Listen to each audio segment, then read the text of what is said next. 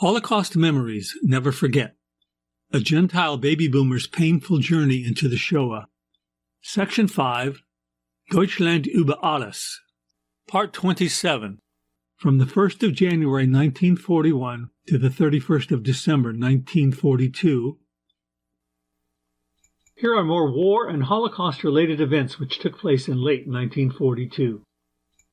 In October and well into November 1942, Hitler's forces in North Africa and the Soviet Union were facing major defeats.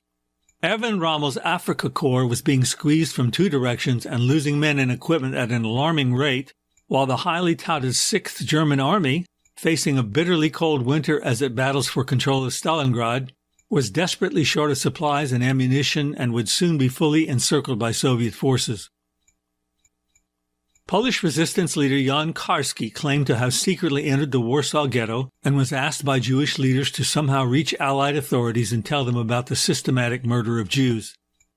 Some historians dispute his claim regarding entry into the ghetto, but Karski did meet with some of the highest leaders later, including Britain's Anthony Eden and President Roosevelt, but the Allies were focused on winning the war, not on any direct action to aid the Jews of Europe. In November, the Jewish community of Vienna was dissolved, and the Lvov ghetto was liquidated.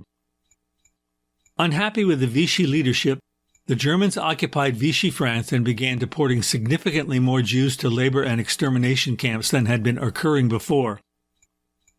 1,000 Jews were transported from Drancy collection point near Paris to Auschwitz II-Birkenau, and 5,200 Dutch Jews were also sent to Auschwitz, all of whom were gassed to death. Some researchers have estimated that in the period between the 7th and 30th of November, 50,000 Jews were killed at Belzec, Treblinka, and Majdanek.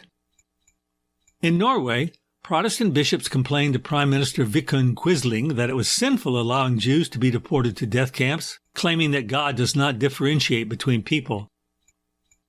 During an attack on the Germans in Krakow, members of the ZOB, the Jewish Fighting Organization, disrupted trains and killed a number of Germans, including policemen, Gestapo officers, pilots, and a senior administrator from the local Nazi office.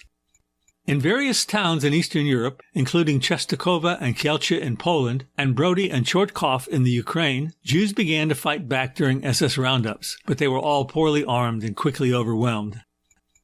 Between the 19th and 23rd of November, Soviet forces encircled the German 6th Army in Stalingrad, ending a siege which cost the Germans up to 800,000 casualties and the Soviets at least 1.2 million men.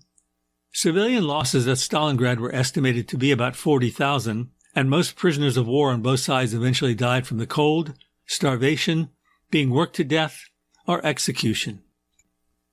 On the 24th of November, Rabbi Stephen Wise, president of the World Jewish Congress, received confirmation that the Regner cable, which claimed that the Nazis secretly planned to murder all the Jews in Europe, was true and accurate. Rabbi Wise then publicized the cable, allowing the world to read for themselves what Hitler was doing in Europe.